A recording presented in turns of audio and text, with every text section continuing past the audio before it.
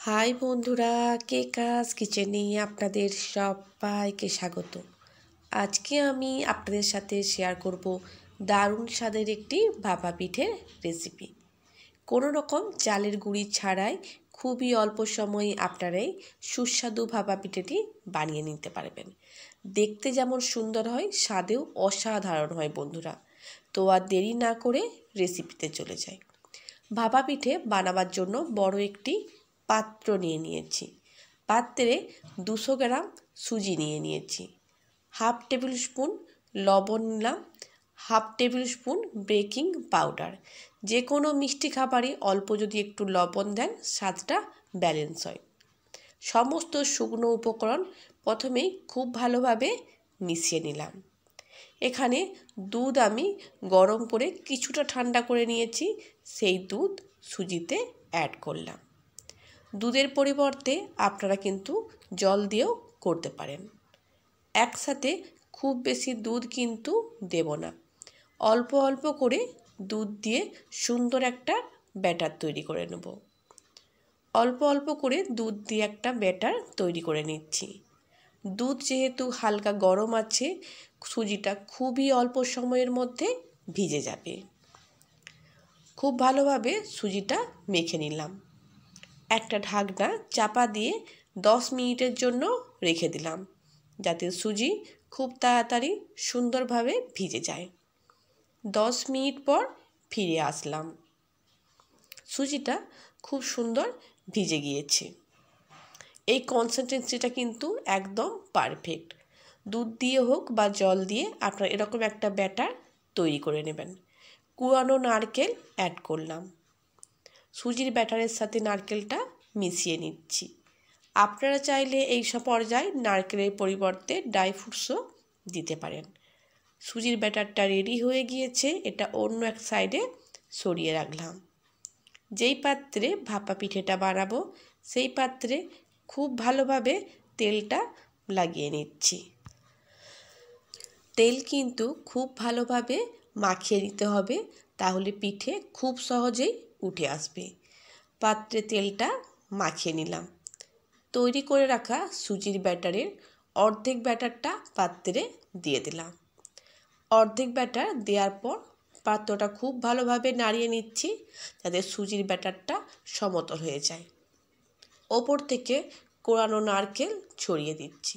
বন্ধুরা, আপনারা যদি আমার চ্যানেলে নতুন হয়ে থাকেন আর পিঠের রেসিপিটা যদি ভালো লেগে থাকে, চ্যানেলটা সাবস্ক্রাইব করবার অনুরোধ রইল। ওপর থেকে কোড়ানো নারকেলটা ছড়িয়ে দিলাম। শীতকাল মানেই প্রত্যেক বাড়িতে গুড় তো থাকেই, তাই আমার কাছে ডালা গুড় আছে। একটা গেটারের সাহায্যে আমি গুড়টা গেট করে নিচ্ছি। আপনাদের বাড়িতে যেই গুড় অ্যাভেলেবেল হবে সেই গুড় দিয়েই কিন্তু আপনারা পিঠেটা তৈরি করে নিতে পারেন। শীতের সকালে বন্ধুরা 10 থেকে 15 মিনিটের মধ্যেই কিন্তু আপনারা এই পিঠেটা বানিয়ে নিতে পারবেন, যার স্বাদে কিন্তু অসাধারণ হয়। গুড়টা গেট করে নিয়েছি। ওপর থেকে পুনরায় একবার কোয়ানো নারকেল ছড়িয়ে দিলাম। এইভাবে যদি স্টেপ বাই স্টেপ ফলো করে আপনারা পিঠেটা তৈরি করেন, প্রত্যেকটা লেয়ারে যখন কামড় দেবেন খেতে বন্ধুরা জাস্ট অসাধারণ লাগবে। ওপর থেকে নারকেল কুড়ো দেওয়ার পর তৈরি করে রাখা সুজির ব্যাটারির অর্ধেকটা ওপর থেকে দিয়ে দিলাম। শীতের সকালে এরকম একটা ভাপা পিঠে কিন্তু আপনারা সকালের ব্রেকফাস্টে অনায়াসে বানিয়ে নিতে পারেন বা বাচ্চার টিফিনে। সুজির ব্যাটারটা দেওয়ার পর পাত্রটা ভালোভাবে নাড়িয়ে ব্যাটারটা সেট করে নিচ্ছি। ওপর থেকে পিঠেটা দেখতে সুন্দর লাগার জন্য আমি একটু ডেকোরেট করে দিচ্ছি। তার জন্য কিছু অর্ধেক কাজু বাদাম নিয়েছি। কাজু বাদামগুলোকে এভাবে সাজিয়ে দিচ্ছি। বন্ধুরা, আপনারা চাইলে ডেকোরেট করতেও পারেন বা নাও পারেন, বা আপনাদের পছন্দ মতো যে কোনো ড্রাই ফ্রুটস, নারকেল, যে কোনো জিনিস দিয়ে, কিশমিশ দিয়ে আপনারা ডেকোরেট করে নিতে পারেন। কাজু বাদামগুলোকে এভাবে বসিয়ে দিলাম। কিছু কোয়ানো নারকেল দিয়ে ডেকোরেট করে নিচ্ছি।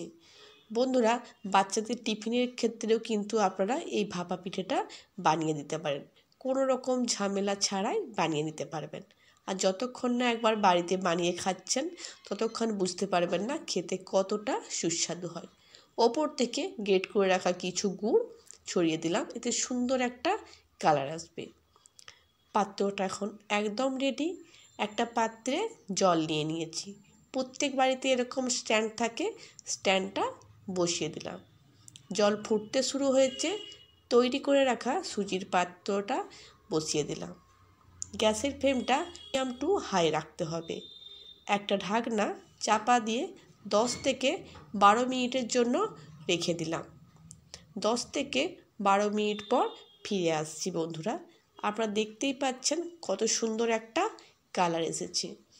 এখন একটা ছুরি বা টুথপিকের সাহায্যে পিঠেটা চেক করে নেব যে ঠিক ভাপা হয়েছে কিনা। তাই টুথপিকের সাহায্যে পিঠেটা চেক করে নিচ্ছি। টুথপিকের সাহায্যে পিঠেটা চেক করে নিলাম।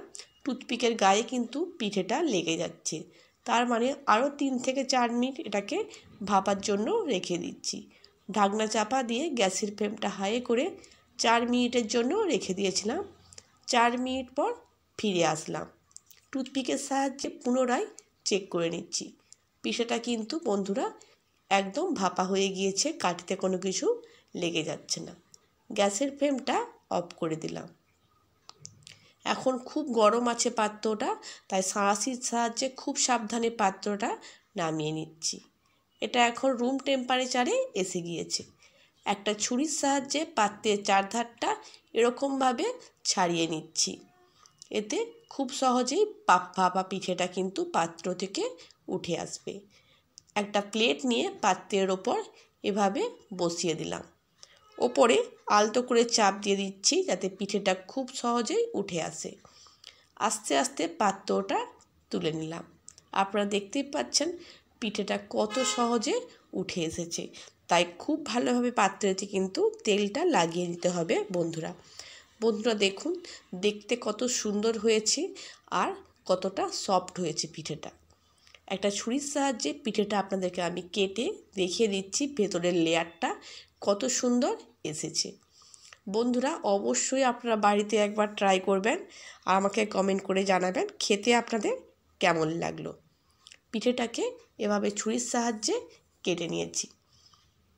আপনাদেরকে দেখিয়ে দিচ্ছি ভেতরের লেয়ারটা দেখুন কত সুন্দর এসেছে।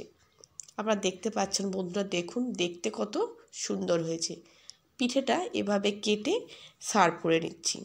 বন্ধুরা আজকের মতো বিদায় নিচ্ছি। নতুন কোনো পিঠের রেসিপি নিয়ে আপনাদের কাছে আবার হাজির হব। আপনারা সকলে খুব ভালো থাকবেন আর সুস্থ থাকবেন।